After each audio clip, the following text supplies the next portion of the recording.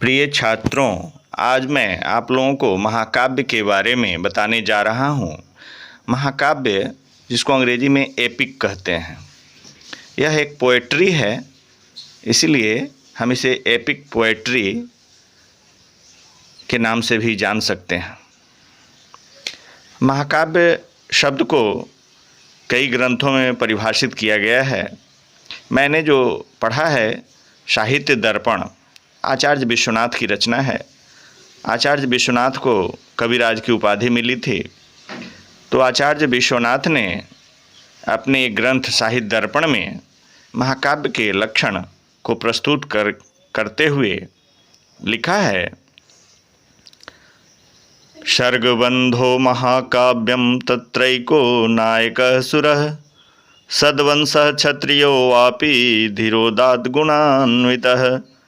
कहा कि महाकाव्य क्या होना चाहिए? सर्गों में बंधन होता है उसका, यानी सर्गों में उसका निबंधन। सर्गों में निबधनाति निशेषेण बधनाति इति निबंधः, तो सर्गों में वह आबद्ध या निबद्धित होता, निबंध होता है उसका निबंधन, यानी सर्गों के उसमें सर्गों का नाम दिया गया होता है, बटा होता है, और उसे महाकाव्य कहते हैं। सर्गबंधो महाकाव्यम तत्रैको नायकः सुरः। कहा कि वहाँ जो नायक होता है वह एक सूर होता है।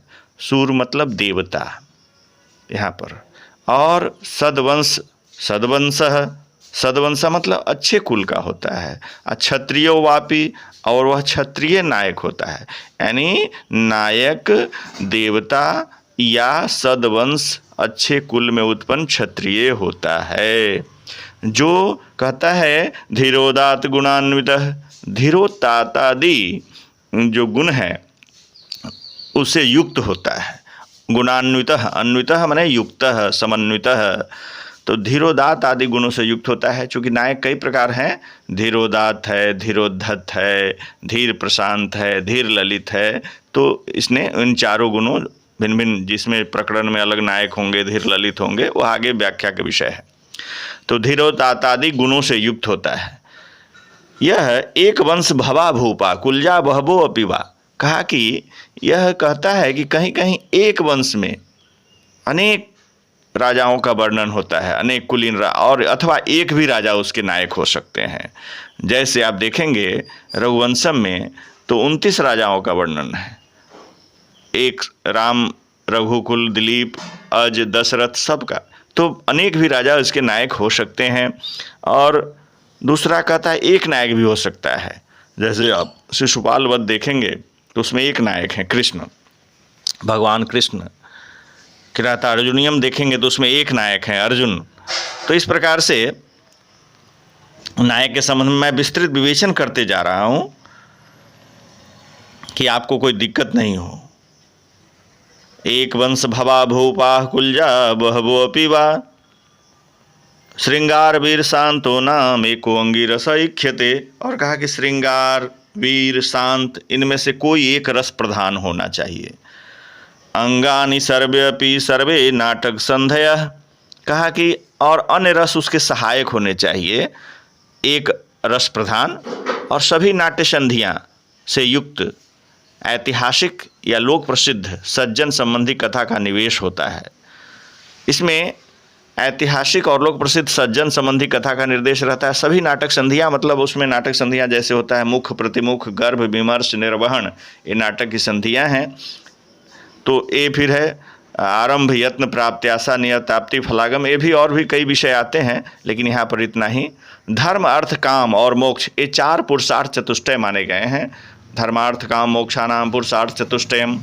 इस चारों में से कोई एक फल प्राप्ति हो, एक की वर्णन किया गया हो, कोई उसका एक फल होना चाहिए उस महाकाव्य का, चाहे धर्म हो या अर्थ हो या काम हो या मोक्ष हो। और प्रारंभ में आशीर्वाद, नमस्कार या वर्ण वस्तु का निर्देश अवश्य होना चाहिए। चत्वारस्तस्य वर्गाः शिस्ते स्वेकं च फलं भवेत् आदौ नमस्क्रियाशीर्वा वस्तु निर्देशे वा। आदौ माने ग्रंथस्य आरंभे नमस्क्रिया, नमस्कारात्मक होता है, नमस्कार किया जाता है अपने मंगलाचरण के रूप में क्योंकि आशीर्वादात्मक मंगलाचरण कई प्रकार के होते हैं। उसमें एक आशीर्वादात्मक होता है, एक नमस्कारात्मक होता है, एक वस्तु निर्देशात्मक होता है। तो इस प्रकार से कोई एक रहना चाहिए। और कहीं कहीं पर क्वचिन निंदा खलादि नाम शताम च गुण कीर्तनम, कहीं खलों की निंदा बताई गई हो और सज्जनों का गुणगान भी किया गया होना चाहिए। यह भी इसमें ध्यान रखने की बात होती है कि काव्य में सज्जनों की गुण गरिमा का बखान, उनकी गुणगाथा का वर्णन और दुर्जनों की निंदा, खल मतलब दुर्जन, उसकी निंदा भी बताई गई होनी चाहिए, तभी तो हमें शिक्षा मिलेगी। इसलिए कहा, और एक वृत्तमय ही पद्य अवसाने अन्य वृत्त कही, कहता है कि पूरे सर्ग में एक ही छंद हो तो श्रेयस्कर माना जाता है, और सर्गांत में पद अवसाने अन्य वृत्त कही, और जब जहाँ पर सर्ग समाप्त हो रहा हो वो सर्गांत में प्रायः भिन्न छंद होता है, यानी वहाँ छंद बदल दिया जाता है। और कहीं कहीं एक ही सर्ग में अनेक छंद मिलते हैं। यह भी है उनके कवि की अपनी वैशिष्ट, अपना उनकी विशेषता, अपनी उनकी शैली, अपना उनका ज्ञान। और नाति स्वल्पा नाति दीर्घा सर्गा अष्टाधिका, यह कहता है कि वह सर्ग जो हो जिसमें कवि व्याख्यान कर रहा हो वह बहुत बड़ा नहीं हो और बहुत छोटा भी नहीं हो। नाति स्वल्पा माने कम छोट भी नहीं हो, छोटा भी नहीं हो सर्ग, और नाति दीर्घा, और अष्टाधिका, यह 8 से कम भी न हो। बहुत अच्छा इन्होंने साहित्य दर्पण में आचार्य विश्वनाथ ने लिखा कि नाति स्वल्पा नाति दीर्घा सर्गा अष्टाधिकाई है, कहा कि यह अधिक स्वल्प यानी कम छोटा भी नहीं हो, नाति दीर्घा न बहुत बड़ा भी हो जिससे रोचकता समाप्त हो जाए, और 8 से सर्ग कम नहीं हो। अधिकतम मैंने एक जगह पढ़ा ईशान संहिता में कि अष्ट सर्गान तो न्यूनम 63 सर्गांचन अधिकम, 8 सर्गों की संख्या के बारे में उसमें लिखा था कि 30 से अधिक सर्ग नहीं होने चाहिए। वैसे एक दो काव्य हैं ऐसे, हरविजय वगैरह, जो 50 सर्ग के भी हैं, लेकिन 30 सर्ग अधिकतम होने चाहिए और 8 सर्ग से कम न। नाना वृत्तमय क्वापि सर्ग कश्चन दृश्यते, और कहा कि कहीं कहीं पर अनेक सर्ग भी मिलते हैं, अनेक छंद भी मिलते हैं। सर्गांते भावी सर्ग से कथाया सूचनम भवेत, और कहा कि सर्ग के अंत में भावी सर्ग आने वाले सर्ग की कथा की सूचना होनी चाहिए। सर्गांत में, सर्गांते भावी सर्ग से, भावी माने आने वाले, सर्ग के कथा की सूचना हो, ये कौन सा सर्ग आ रहा है, उसमें क्या कथा वस्तु होगी उसकी। और उसके बाद कहता है कि संध्या सूर्येंदु रजनी प्रदोष ध्वांतवासरा, इन सब का वर्णन होना चाहिए कवि के काव्य में। सूर्य का, चंद्रमा का, संध्या, रात्रि, प्रदोष, अंधकार, दिन, प्रातः काल, मध्याह्न काल, मृगया वगैरह, शिकार वगैरह जो होता है, पर्वत, ऋतु, वन, समुद्र, ये सब जो संयोग, वियोग, मुनि, स्वर्ग, नगर, यज्ञ, संग्राम, यात्रा, विवाह, जो भी इतने बहुत सारे बातें हैं, यथासंभव इनका सांगोपांग वर्णन होना चाहिए। और इसका नामकरण कहता है रण प्रयाणोप, तो बता दिए, रण प्रयाणोपमेय मंत्र पुत्रोदयादय वर्णिया यथा योगम सांगोपांगामीह, इसका सांगोपांग वर्णन हो।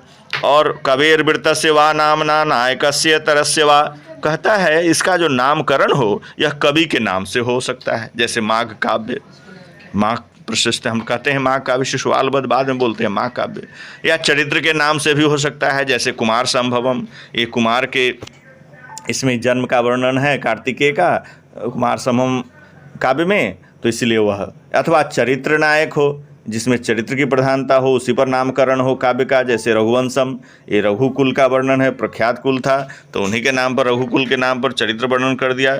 सब जानते हैं कि रघुकुल रीत सदा चली आई, प्राण जाई पर वचन न जाई, इन्होंने कवि ने ऐसा विषय वस्तु अपना लिखा कि सब लोग प्रशस्ति प्राप्त कर लिया कालिदास ने, और सूर्यवंश के भी थे, तो ऐसा भी होना चाहिए। और कहीं कहीं इनसे भिन्न नामकरण भी किया जाता है, जैसे भट्टी काव्य, सर की वर्णीय कथा वस्तु के नाम पर सर का नाम रखा जाता है, उसमें जो कथा वस्तु वर्णन किया गया है, कहता है नामास्य सर्गोपादेय कथया सर्ग नाम तू। जब इसका एक और विकल्प दिया कि कथा वस्तु जैसी हो उसके आधार पर भी इसका नामकरण किया जाना चाहिए, नाम कर सकते हैं। इस प्रकार आपने देखा आर्ष काव्यों में सर्गों का नाम आख्यान होता है, जैसे महाभारत।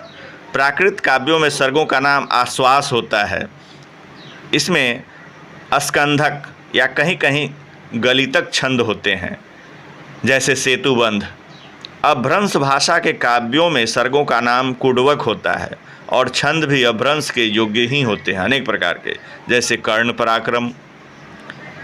महाकाव्य रचना की प्रेरणा भारतीय कवियों को वेदों से प्राप्त हुई है। मैंने आप लोगों को साहित्य दर्पण के अनुसार महाकाव्य के लक्षणों को बताया और मैं आशा करता हूँ आप इससे अवगत हुए होंगे। मैं यहीं पर आज अपना वर्ग समाप्त करता हूँ। फिर अगले एपिसोड में मैं इन आगे की जो कथा वस्तु होगी या फिर इन महाकाव्यों के निर्माण का श्रेय किन ग्रंथों को जाता है, रामायण महाभारत इत्यादि ग्रंथों को, जिन्होंने कवि रूपी व्यापारियों के लिए एक सामूहिक पूंजी प्रस्तुत की है, यह रामायण है और महाभारत है, उस पर विशेष ज्ञान दूंगा। आज मैं यहीं पर मंगल कामना के साथ, शुभकामनाओं के साथ सब लोगों को प्रणाम करते हुए, बुजुर्गों को, बड़े अपने गुरुजनों को मैं यहीं पर अपनी बात को विराम देता हूँ। धन्यवाद।